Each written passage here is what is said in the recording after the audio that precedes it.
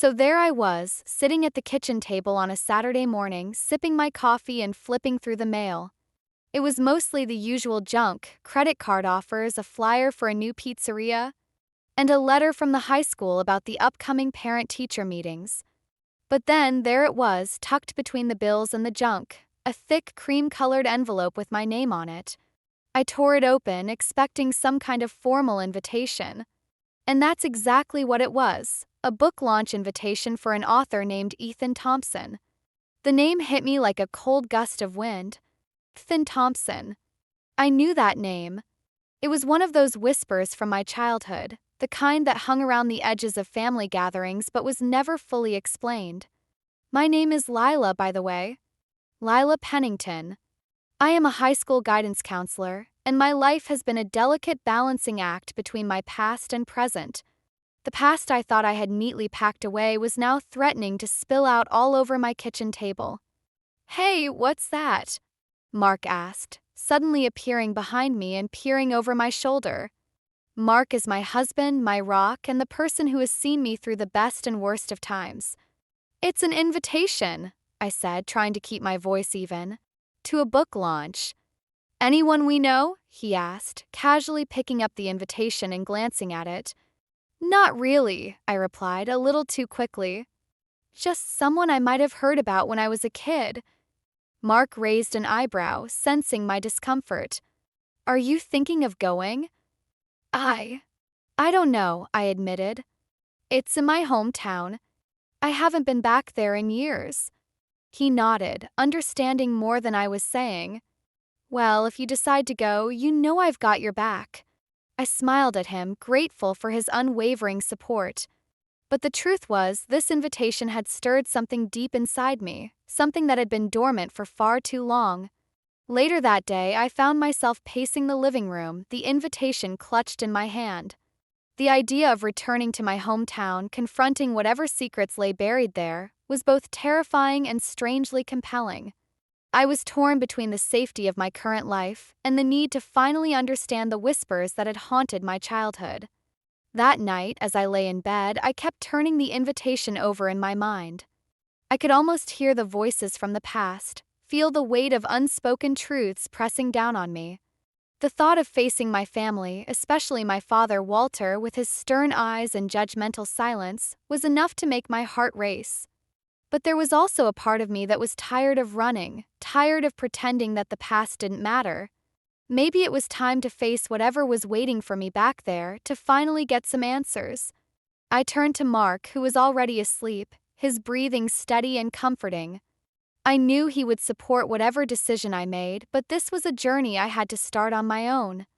As I finally drifted off to sleep, the invitation lay on the nightstand, a silent reminder of the past I could no longer ignore.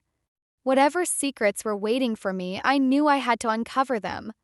And so the next chapter of my life was about to begin, whether I was ready for it or not. I woke up the next morning with a sense of purpose, but also a gnawing anxiety. The invitation lay on the nightstand, a reminder of the journey I was about to embark on. As I moved through my morning routine, I caught a glimpse of myself in the mirror.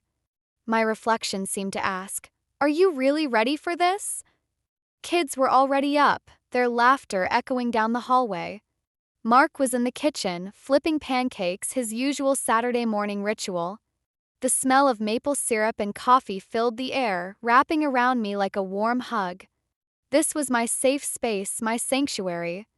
But the thought of my parents' house, with its cold, judgmental silence, loomed large in my mind. "Mom, can we go to the park later?" my daughter Emma asked, her eyes bright with hope.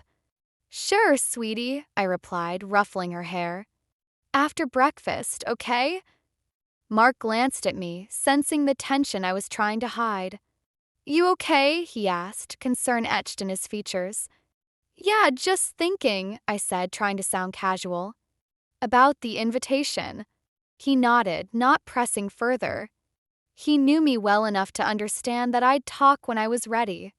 As we sat around the table, I couldn't help but think about my own family meals growing up. They were always formal affairs, with Walter at the head of the table, his presence commanding and unyielding. Any attempt at humor or lightness was usually met with a stern look from him or a disapproving glance from Sylvia. For breakfast, as the kids played in the backyard, I found myself lost in a memory. It was the day Walter had disowned me. I was just 20, standing in the living room, my heart pounding as I faced my parents. I had just told them I was pregnant, and the disappointment in Walter's eyes was like a physical blow. "You've brought shame to this family," he had said, his voice cold and final. "You're no longer welcome here." I had left that day, determined to forge my own path, but the scars of that rejection still lingered. Back in the present, Mark joined me on the porch, breaking my reverie. "You know, whatever you decide, I'm here," he said, his hand finding mine. "I know," I replied, squeezing his hand. "It's just, there's so much I don't understand. And now, with this Ethan Thompson, it feels like there are more questions than answers." "Maybe it's time to get those answers," Mark suggested gently. His words hung in the air, and I knew he was right. But just as I was about to respond, my phone buzzed. It was a text from Fiona, my older sister. We hadn't spoken in years, and seeing her name on my screen was enough to send my heart racing. "Can we talk?" the message read. I stared at the text, a mix of emotions swirling inside me. Fiona had always been the golden child, aligning herself with our parents' rigid values. But now, reaching out like this was unexpected. Was she trying to mend fences, or was there something more to her message? I took a deep breath and typed a reply. "Sure." "When?" Her response was immediate. "Today." "Coffee shop at noon?" I looked at Mark, who was watching me with quiet encouragement. "Looks like I'm going to have a chat with Fiona," I said, trying to keep my voice steady. "Good," he said, nodding. Maybe it's a step toward figuring all this out. As I prepared to meet Fiona, I couldn't shake the feeling that this conversation would be anything but straightforward. Whatever her motives, I knew I had to be ready for whatever revelations she might bring. And so, with a mix of apprehension and determination, I set out to face the next chapter of this unfolding drama. Meeting Fiona at the coffee shop felt like stepping into enemy territory. She was already seated at a corner table, her posture immaculate, as if she were in a boardroom meeting rather than a casual cafe. I took a deep breath and walked over, trying to project confidence I did not feel. "Lila," she greeted, her voice smooth but with an edge of tension. "It's been a while." "Yeah, it has," I replied, sliding into the seat across from her. The air between us was heavy with unspoken words.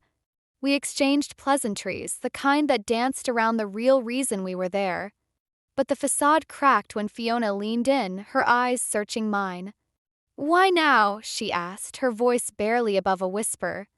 I shrugged, trying to keep my tone even. "I got an invitation," I said. "To a book launch." "Ethan Thompson."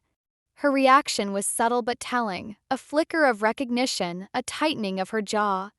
"Ethan," she repeated, as if tasting the name. "I thought that was dealt with." "Dealt with?" echoed, incredulous. "He's a person, Fiona. Not a problem to be solved." She sighed, looking away. "You know how it was with Dad. He wanted things a certain way." "Yeah, I know," I said, my voice hardening. "But that doesn't make it right."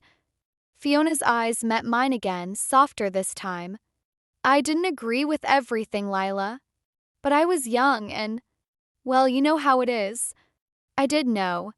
Growing up under Walter's roof meant living by his rules or facing the consequences. But hearing Fiona admit it was different. It was a crack in the armor she always wore. Before I could respond, my phone buzzed.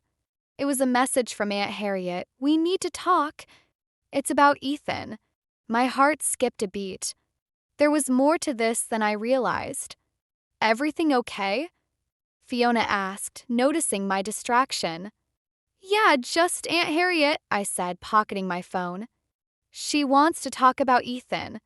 Fiona's expression shifted, a mix of surprise and something else. Fear, maybe? "Be careful with her," she warned. "She knows things." "That's exactly why I need to talk to her," I replied, standing up. Thanks for meeting me, Fiona. As I left the cafe, my mind was racing. Aunt Harriet had always been the one who saw through the family's charades. If she had something to say about Ethan, it was bound to be important. I drove straight to her place, my fingers drumming nervously on the steering wheel. Aunt Harriet greeted me with a warm hug, her presence instantly calming. "Lila, come in," she said, leading me to the living room. "I was hoping you'd come by." I sat down, trying to mask my impatience. "Aunt Harriet, what's going on? Who is Ethan really?" She sighed, her eyes filled with a mixture of sadness and resolve. "Ethan is your brother, Lila. Your parents. They sent him away when he was a baby because of his condition." The words hit me like a tidal wave, knocking the breath from my lungs. "My brother," I whispered, the room spinning around me. "Yes," she said, reaching for my hand. "They thought it was best for the family image. But it was wrong, and they knew it." I sat there, reeling from the revelation. Ethan, the brother I never knew I had, abandoned for the sake of appearances. Anger and sorrow churned inside me, but beneath it all was a fierce determination. This was no longer just about confronting my parents, it was about justice for Ethan. As I left Aunt Harriet's, my resolve hardened. The truth had to come out, and I was ready to face whatever fallout it might bring. The book launch was no longer just an event, it was a reckoning. Returning home that evening, the weight of Aunt Harriet's revelation pressed heavily on my shoulders. I barely noticed Mark's curious glance as I walked through the door. He was in the middle of a story with the kids, their laughter a soothing balm to my frayed nerves. "Hey, how'd it go?" Mark asked, once the kids were distracted by their toys. I hesitated, unsure of how to begin. "I found out something big," I said, finally meeting his eyes. "Ethan. He's my brother." Mark's eyes widened in shock. "What? How?" "Apparently, our parents sent him away because of his disability," I explained, my voice tinged with disbelief and anger. "They wanted to protect their image." Mark shook his head, his expression a mix of sympathy and outrage. "That's unbelievable." "Yeah," I murmured, sinking into the couch. "I don't even know what to think anymore. Everything I thought I knew about my family is just gone." He sat down beside me, his hand resting on mine. "You're doing the right thing, Lila. For Ethan and for yourself." I nodded, grateful for his support but still feeling the enormity of the situation. As we sat in silence, my phone buzzed again. Another message, this time from an unknown number. I opened it, my heart skipping a beat as I read. "Meet me tonight. We need to talk. Lucas." I stared at the message, a knot forming in my stomach. Lucas, my ex-boyfriend and the father of my child, had always been a complication I tried to avoid. But now, with everything else unraveling, his sudden reappearance felt like another piece of a puzzle I was not ready to solve. "Who's that?" Mark asked, noticing my distraction. "It's Lucas," I admitted, reluctance in my voice. "He wants to talk." Mark's expression shifted, a flicker of concern crossing his face. "Do you want to see him?" "I think I have to," I said, though the thought filled me with dread. There's too much at stake now. Later that night, I found myself standing outside a dimly lit cafe, the air crisp and filled with the scent of autumn leaves. Lucas was already there, leaning against the wall, his silhouette familiar yet distant. "Lila," he greeted, his voice carrying a mix of regret and urgency. "Lucas," I replied, keeping my tone neutral. "What's this about?" He sighed, running a hand through his hair. "I heard about Ethan. I wanted to see if you were okay." I crossed my arms, not ready to let my guard down. "Why do you care?" "Because I still care about you," he admitted, his eyes earnest. "And I want to make things right." His words hung in the air, and for a moment I saw a glimpse of the man I once knew. But the past was a tangled mess, and I wasn't sure how to untangle it. "I'm not looking to go back, Lucas," I said, my voice firm. "I'm focused on the future, on my family."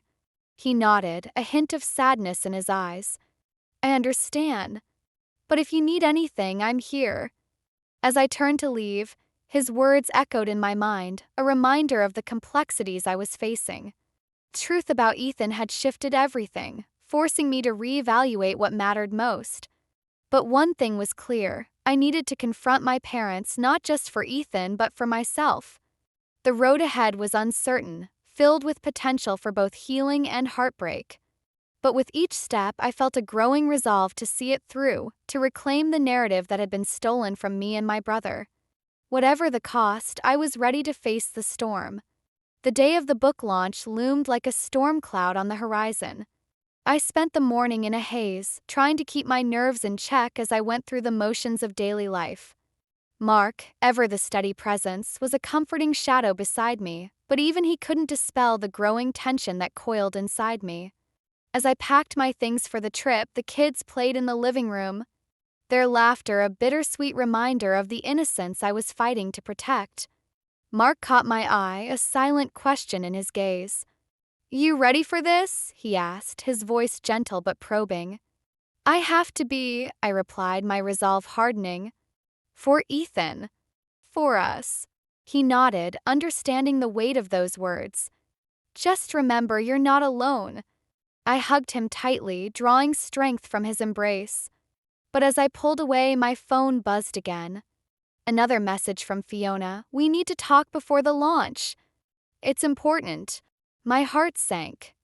Whatever Fiona had to say, it wasn't going to be easy. I texted back a quick reply, agreeing to meet her at a nearby cafe before the event. Cafe was bustling with activity, but my focus was solely on Fiona as she sat waiting, her expression unreadable. I slid into the seat across from her, the tension between us palpable. "Thanks for coming," she began, her words clipped, betraying her own unease. "What's this about, Fiona?"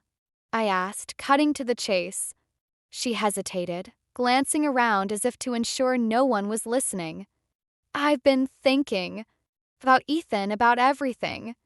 Maybe we've been wrong. Maybe," echoed, incredulous. "Fiona, they abandoned him."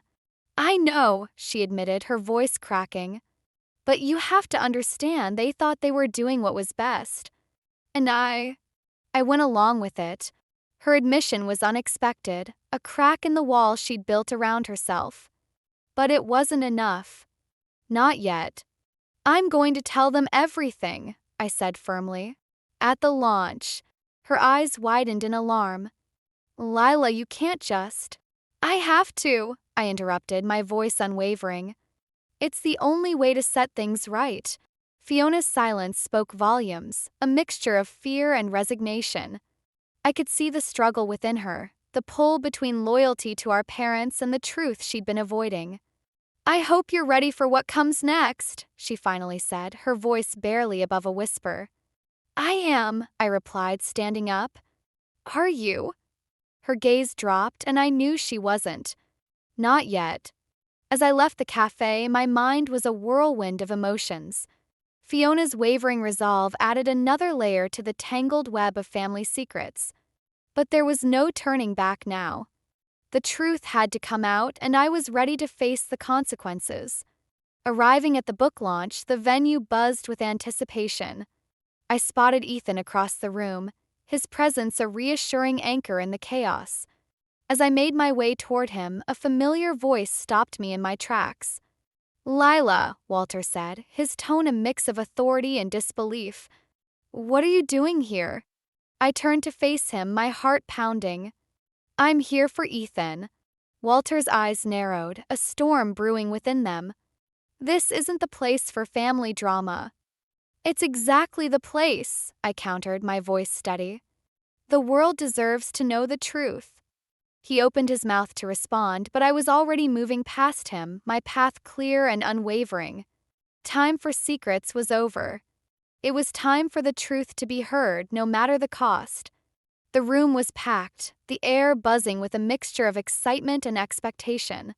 Ethan stood beside me, his presence a reassuring anchor in the sea of faces. But as we prepared to step onto the stage, my heart pounded with a mix of fear and determination. This was it, the moment when everything would either fall apart or finally come together. As we took our places, the crowd hushed, all eyes on us. Ethan began to speak, his voice steady and clear, introducing his book and the journey that led him here. I watched him, admiration swelling within me. Despite everything, he had found his voice and his place in the world. Then it was my turn. I stepped forward, my gaze sweeping over the audience. Somewhere in the back, I spotted Walter and Sylvia, their expressions unreadable. Fiona stood beside them, her face a mask of conflicted emotions. "I'm Lila Pennington," I began, my voice trembling slightly. "And today, I'm here to tell the truth about my family." A murmur rippled through the crowd, a mix of curiosity and tension. I took a deep breath, pushing forward. "Ethan is my brother, a brother I never knew because he was sent away. Our parents chose to hide him to protect their image, and in doing so, they denied him and us the chance to be a family." The words hung in the air, heavy and raw. I could see the shock on the faces around me, the disbelief mingling with understanding. But as I spoke, I felt a strange sense of liberation, as if the chains of silence were finally breaking.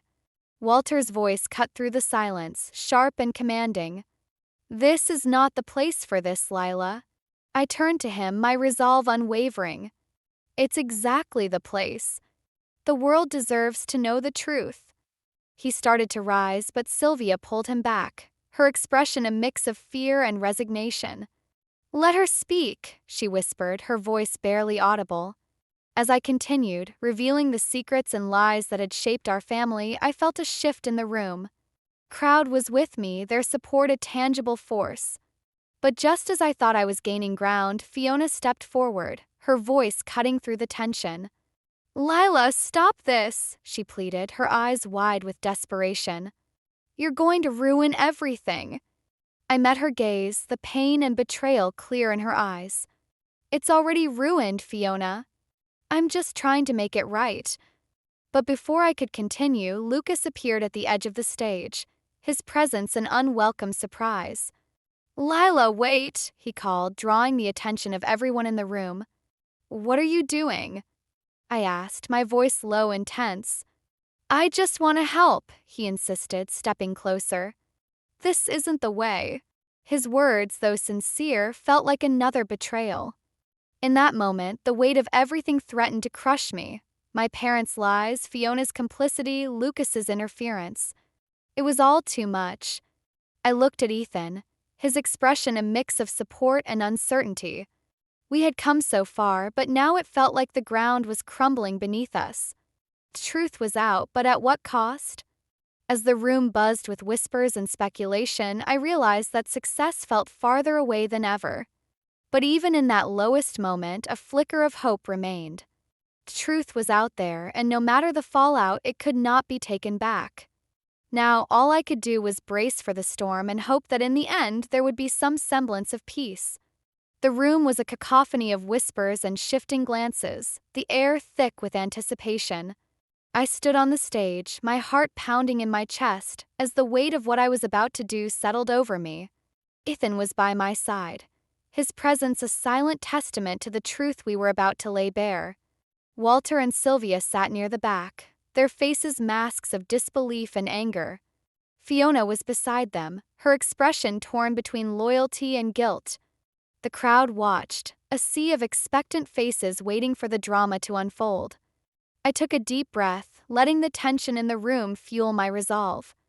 "Today is not just about a book launch," I began, my voice steady despite the storm raging inside me. "It's about revealing the truth and seeking justice for my brother, Ethan." Walter shifted, his eyes narrowing as he realized the gravity of my words. "Lila, this is not the place." "It is exactly the place," I interrupted, my voice rising with conviction. "For too long, our family has buried its secrets, hiding behind a facade of perfection. But the truth deserves to be heard." Sylvia's hand trembled as she reached for Walter's arm, her eyes pleading for him to stop me. But I was beyond stopping. This was the moment I had been building toward, the culmination of years of silence and pain. As I continued, revealing the depth of their deception, the room grew still, the audience hanging on every word. Ethan stood beside me, his presence a reminder of the injustice that had been done to him. But just as I thought I was gaining ground, Fiona rose from her seat, her voice cutting through the tension like a knife. "Lila, you're tearing this family apart," she said, her tone a mix of desperation and anger. I met her gaze, my own eyes filled with determination. This family was already broken, Fiona. I'm just trying to put it back together. Crowd murmured, the tension palpable. But before I could continue, Ethan stepped forward, his voice clear and strong. "I never wanted this to be a spectacle," he said, addressing the room. "I just wanted to be acknowledged, to be part of the family I was denied." His words were like a balm, soothing the raw edges of the confrontation. But then, unexpectedly, Lucas stood up, his expression earnest and conflicted. "Lila, maybe there's another way," he said, his voice carrying a hint of hope. I turned to him, my heart heavy with the weight of the decision before me. Lucas's presence was an unexpected twist, a reminder of the complexities I faced. But as I looked at him, I realized that the path forward was clear. "No, Lucas," I said, my voice firm. "This is the only way. The truth needs to be out in the open." The room fell silent, the tension reaching its peak. Walter stood, his face a mask of defiance and regret. "You think this will bring you peace, Lila?" he asked, his voice filled with bitterness. I met his gaze, my resolve unshaken. "It's not about peace, Dad. It's about justice." With those words, the weight of the past began to lift, the truth finally free from the shadows. The audience erupted in a mixture of applause and murmurs, the support of strangers a surprising comfort. As the room began to clear, I felt a sense of closure settling over me. The journey was far from over, but I had taken the first step toward healing. Ethan and I exchanged a look, a silent promise to face whatever came next together. In the end, the truth had been my weapon, and though the battle had been hard fought, it was one I was finally ready to face. The aftermath of the book launch felt like the calm after a storm. I stood outside the venue, the cool evening air washing over me as I tried to process everything that had just happened. The truth was out, and though it had been a painful journey, there was a sense of relief in knowing that the secrets were no longer festering in the dark. Ethan joined me, his expression a mix of exhaustion and gratitude. "You did it, Lila," he said, his voice filled with warmth. "We did it." I nodded, a small smile tugging at my lips. "It was about time, right?" He chuckled softly, and for a moment we simply stood there, basking in the shared victory. Despite the chaos, we had found each other, and that was a triumph in itself. As the crowd began to disperse, Walter and Sylvia approached, their faces etched with a mixture of regret and resignation. Walter looked older somehow, the weight of his past mistakes evident in the lines on his face. "Lila," he began, his voice heavy with emotion. I'm sorry." The words hung in the air, unexpected and raw. I glanced at Sylvia, who nodded silently, tears brimming in her eyes. It wasn't a complete absolution, but it was a start. "I hope you both find peace," I said, my voice steady but kind. "For Ethan's sake and for yours." They nodded, a silent understanding passing between us. As they turned to leave, Fiona lingered, her expression conflicted. "Lila," she said, her voice barely above a whisper. "I didn't know how to." "I'm sorry." I met her gaze, seeing the vulnerability she had tried so hard to hide. "It's not too late, Fiona," I replied, offering a tentative smile. "We can still be a family." She nodded, a flicker of hope in her eyes. It was a small step, but it felt like the beginning of something new. As the night deepened, I found myself back at home, the familiar warmth of my family surrounding me. Mark was in the kitchen, making tea while the kids played in the living room, their laughter a soothing balm to my soul. I joined him, leaning against the counter as he handed me a steaming mug. "How are you feeling?" he asked, his eyes searching mine. "Better," I admitted, taking a sip. "Lighter." He smiled, pulling me into a comforting embrace. You did what you needed to do, and I'm proud of you. I rested my head on his shoulder, feeling the weight of the past finally lift. The journey had been long and fraught with challenges, but I had emerged stronger, with a clearer understanding of who I was and what mattered most. Later, as I watched my children play, I felt a deep sense of contentment. My true family was here, built on love and resilience, not the shadows of the past. Just then, my phone buzzed with a message from Fiona. "Can we talk soon?" it read, a simple request that hinted at the possibility of reconciliation. I smiled, tucking the phone away. There was still work to be done, but for the first time in a long time, I felt ready to face whatever came next. The truth had set us free, and though the path ahead was uncertain, it was one I was finally ready to walk. As the evening settled around us, I knew that while the past would always be a part of me, it no longer defined me. I had reclaimed my narrative, and with it, the promise of a brighter future.